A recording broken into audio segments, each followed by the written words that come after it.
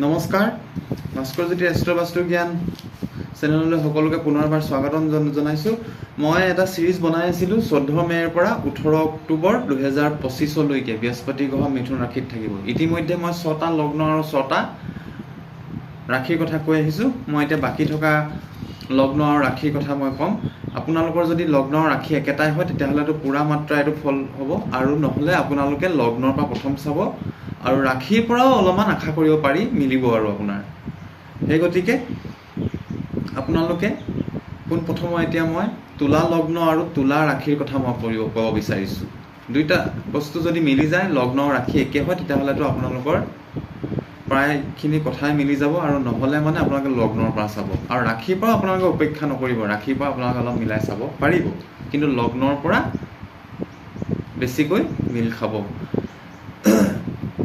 তুলা লগ্ন আৰু তুলা ৰাশিৰ নৱম স্থানত বৃহস্পতি গ্ৰহ বহিছে। আপোনালোকৰ শিক্ষাৰ কাৰণে বহুত ভাল, উচ্চ শিক্ষাৰ বহুত ভাল যুগ আছে। আপোনালোকৰ ভ্ৰমণ হ'ব, যাত্ৰা হ'ব। ভ্ৰমণ আপোনালোকৰ ওচৰ ভ্ৰমণো আপোনালোকৰ হৈ থাকিব, দূৰ ভ্ৰমণো হ'ব পাৰে। খুব ভাল সময়। আপোনালোকৰ মান সন্মান পোৱাৰ আছে, আপোনালোকৰ পৰাক্ৰম বঢ়াৰ সময় চলিছে, আৰু আপোনালোকৰ প্ৰেম হ'ব। সাহস আৰু পৰাক্ৰম বাঢ়িবই আপোনালোকৰ, আৰু নতুন কৰ্মক্ষেত্ৰত আৰম্ভ হ'ব। ভাগ্যই আপোনালোকক লগ দিব, ভাগ্য বহুত ভাল, ভাগ্যই বহুত লগ দিব। পিতৃৰ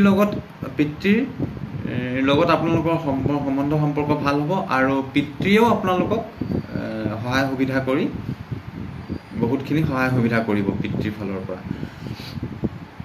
আৰু বিবাহৰ যুগ আছে, প্ৰেমৰ যুগ আছে। আৰু আপোনালোকৰ কি হৈছে, যিসকলৰ পৰিয়ালৰ যিসকল দম্পতীৰ সন্তানৰ বাবে আগ্ৰহী, তেওঁলোকৰ গৰ্ভধাৰণৰ সময় এটা চলিছে, কিন্তু তথাপিও এটা পাপ গ্ৰহৰ দৃষ্টি বহি আছে। সেইকাৰণে অকণমান সাৱধান হ'ব লাগিব। মেডিকেল প্ৰেক্টিচনাৰ ট্ৰিটমেণ্ট যোগেদিও আগবাঢ়িব পাৰিব। আৰু যিসকলৰ সন্তান আছে, তেওঁলোকৰ শিক্ষা আৰু তেওঁলোকৰ খোৱা বোৱা এইবোৰ ক্ষেত্ৰত আৰু সন্তানৰ গতিবিধিৰ ওপৰত গুৰুত্ব দিব। বিদেশত শিক্ষাৰ যুগ আছে, ধাৰ্মিক যাত্ৰাও হ'ব, আৰু শুভ ফল পাব, ভাগ্যৰ দুৱাৰ খোল খাব। বৃশ্চিক ৰাশিৰ কাৰণে যদি মই কওঁ, বৃশ্চিক ৰাশি স্বাস্থ্যৰ ক্ষেত্ৰত সাৱধান হ'ব। আয়ু কিন্তু আপোনালোকৰ আছে, আয়ু বৃদ্ধি হ'ব, কিন্তু তথাপিও লিভাৰ, কিডনী এনেকুৱা ক্ষেত্ৰত যিসকল বৃদ্ধ লোক, বয়োজ্যেষ্ঠ লোক, অকণমান সাৱধান হ'ব। আপোনালোকৰ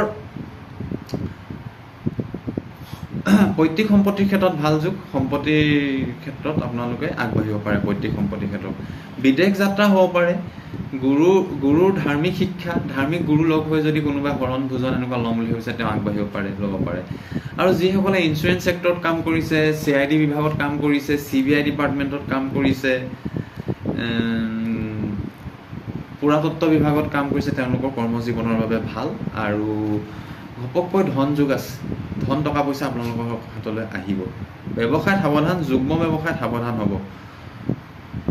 বহুতে বিদেশত স্থায়ীভাৱে থাকিব যাব পাৰে। আধ্যাত্মিক সময়, জল যাত্ৰা হ'ব পাৰে, কোনোবাই নাৱত যাত্ৰা, জাহাজত উঠিম বুলি ভাবিছে, বিদেশ যাত্ৰা, গুৰু শিক্ষা। পিতৃৰ লগত ব্যৱসায়ত ভাল, পৈতৃক সম্পত্তিৰ ক্ষেত্ৰত ভাল। বৃশ্চিক কিন্তু অকস্মাত খৰচ হ'ব পাৰে, বৃশ্চিক লগ্ন বা বৃশ্চিক ৰাশি। এইবাৰ মই ধনু লগ্ন আৰু ধনু ৰাশিৰ কথা কৈছোঁ। খুব ভাল যুগ ধনু লগ্ন আৰু ধনু ৰাশি, বৃহস্পতি গ্ৰহৰ যোগেদি। বাকী গ্ৰহ কিছুমানে বাধা বিঘিনি কৰি আছে, সেইবোৰ মই সেই বৰ্ষচক্ৰৰ ভিডিঅ'ত কৈ আহিছোঁ। এতিয়া আপোনালোকৰ বিবাহৰ যুগ আছে, মান সন্মানৰ যুগ আছে, প্ৰশাসনিক সেৱাৰ যুগ আছে। প্ৰশাসনিক সেৱাত কৰ্মৰতসকলৰ খুব ভাল, মান সন্মান পাব, প্ৰমোশ্যন হ'ব। শিক্ষা বিভাগত কৰ্মসকলৰ ভাল, কিছুমানে ল' পঢ়ি আছে, তেওঁলোকৰ ভাল।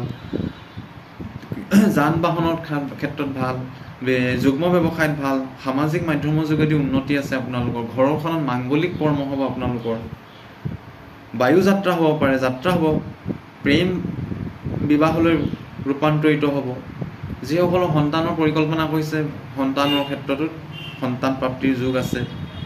খালি বিবাহিতসকলৰ দাম্পত্য জীৱনত অকণমান বাধা বিঘিনি পাব পাৰে, তৰ্ক বিতৰ্ক হ'ব পাৰে। প্ৰেম যুগ, খোৱা বোৱাত মন বাঢ়িব। শিক্ষা বিভাগত চাকৰি কৰা, চৰকাৰী চাকৰি কৰা সকলৰ ভাল, ব্যৱসায়ত শুভ, লাভ হ'ব মুঠতে। আৰু ঘৰখনত মাংগলিক কৰ্ম হ'ব। এয়া ধনু ৰাশি আৰু লগ্নৰ জাতক জাতিকাৰ বাবে ক'লোঁ।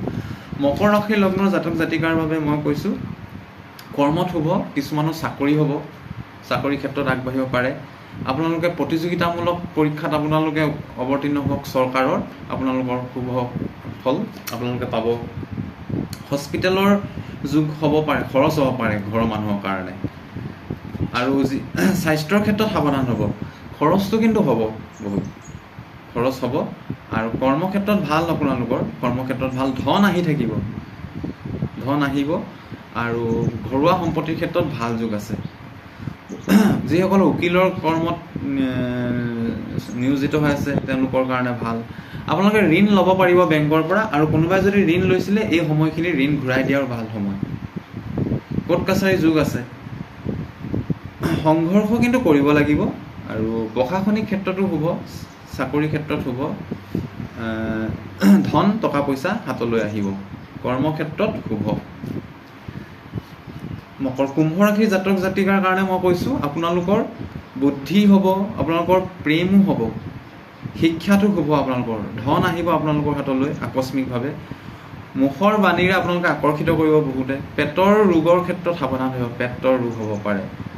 ধৰ্মৰ যুগ হয়, উচ্চ শিক্ষাৰ যুগ হয়, যাত্ৰাৰ যুগ হয়, নৱদম্পতিৰ সন্তান যুগ আছে, ঘৰত মাংগলিক কৰ্ম হ'ব, বিবাহ হ'ব, সন্তানৰ ক্ষেত্ৰত মেডিকেল ট্ৰিটমেণ্ট লৈ থাকিব। আৰু যিসকল বিবাহিত তেওঁলোকৰ তৰ্ক বিতৰ্ক হ'ব পাৰে। যুগ্ম ব্যৱসায়ত সাৱধানে আগবাঢ়িব, খোৱা বোৱাত মন বাঢ়িব, সন্তান থকাসকলৰ সন্তানৰ বিদ্যাত শুভ, পিতৃ শুভ, বায়েক ককায়েকৰ শুভ, আৰু শুভ সম্পৰ্ক হ'ব বায়েক ককায়েকৰ লগত। আপোনালোকৰ হাতলৈ ধন আহিব, কিন্তু কিছুমান বৰ্ষচক্ৰৰ বাধা বিঘিনি যুগ আছে, সেই বাধা বিঘিনিখিনি বৃহস্পতি গ্ৰহই অকণমান কমাব, তথাপিও সংঘৰ্ষ কিন্তু থাকিবই। মাংগলিক কৰ্ম হ'ব ঘৰখনত। ইয়াৰ পিছত মীন ৰাশি, যান বাহনৰ যুগ আছে মীন ৰাশি, ঘৰ নিৰ্মাণৰ যুগ আছে, সম্পত্তিৰ যুগ আছে, কৰ্মক্ষেত্ৰত বাট মুকলি হ'ব, চাকৰি কৰাসকলৰ ভাল, আয়ু বৃদ্ধি হ'ব। আপোনালোকৰ পুৰাতত্ত্ব বিভাগত আপোনালোকে কৰ্ম কৰিব পাৰিব। গুপ্ত বিদ্যাৰ প্ৰতি আপোনালোক আকৰ্ষণ হ'ব, মীন লগ্ন আৰু মীন ৰাশি জাতক জাতিকাসকলৰ। বৃদ্ধ বয়সৰ বাবে পৰিকল্পনা কৰিব পাৰিব, বৃদ্ধ বয়সত কেনেকৈ কটাম, কি হ'ম তেনে মন আহিব। ব্যৰ্থ ব্যয়টো কমিব, নতুন ব্যৱসায় আৰম্ভ হ'ব, চাকৰি হ'ব, বহুতৰ চাকৰি হ'ব, আয়ু বৃদ্ধি যুগ, ৰোগ নাশ যুগ, ৰাজনীতি কৰাসকলৰ শুভ, কৃষি ক্ষেত্ৰত শুভ, পশুপালন যদি কোনোবা কৰি আছে বা কৃষি কৰি আছে তেওঁলোকৰ শুভ। আপোনালোকৰ মাতৃৰ স্বাস্থ্যৰ ক্ষেত্ৰত অলপ সাৱধান হ'ব। ধাৰ্মিক কৰ্ম হ'ব, ঘৰখনত ধাৰ্মিক কৰ্ম হ'ব, বিদ্যাৰ্থীৰ বাবে শুভ। আৰু এইভাগে বৃহস্পতি গ্ৰহই কিন্তু আপোনালোকৰ আয়ু বৃদ্ধি, ৰোগ নাশ এনেকুৱাবোৰ দেখাইছে। আজি মই পুনৰ এই 6টা ৰাশি আৰু লগ্নৰ কথা ক'লোঁ। আপোনালোকে লগ্নৰ পৰা চাব, লগ্ন ৰাশি একেটা হ'লেতো খুব ভাল। আৰু যদি ৰাশিটো বেলেগ হয়, লগ্নটো হয়, লগ্নটোৰ পৰা চালেও হ'ব। ৰাশিৰ পৰা অলপমান কম হ'ব, তথাপি আপোনালোকে মিলাই চাব। মোৰ সৈতে যোগাযোগ কৰিব হ'লে মোক যোগাযোগ কৰিব পাৰিব। ডেছক্ৰিপশ্যনত মোৰ নাম্বাৰ দিয়া আছে। মই বাস্তুশাস্ত্ৰ বিদ্যাটো চাওঁ, মানুহৰ ঘৰে ঘৰে গৈ। বাস্তুশাস্ত্ৰও যদি কাৰোবাৰ প্ৰয়োজন আছে মই ঘৰলৈ যাম, মোক যোগাযোগ কৰি ল'ব। আমাৰ ৰত্ন দিওঁ, ৰত্ন প্ৰতিকাৰ দিওঁ, দান দক্ষিণাৰ প্ৰতিকাৰ দিওঁ। মোৰ এই ভিডিঅ'টো আপোনালোকে শ্বেয়াৰ কৰি দিব, শুভাকাংক্ষী বন্ধু বান্ধৱসকলে ছাবস্ক্ৰাইব কৰি দিব, কৰাই দিব মোৰ চেনেলটো। আৰু আপোনালোকে জন্মকুণ্ডলী অধ্যয়ন কৰাবলৈ হ'লে মোৰ লগত যোগাযোগ কৰিব। জন্মকুণ্ডলী অধ্যয়ন কৰালেহে গোটেই ফলাফলখিনি গম পোৱা যায়। আজিলৈ মই ইমানতে এইটো ভিডিঅ' সামৰণি মাৰিছোঁ। আকৌ পুনৰ নতুন কণ্টেক্ট লৈ আহিম। নমস্কাৰ।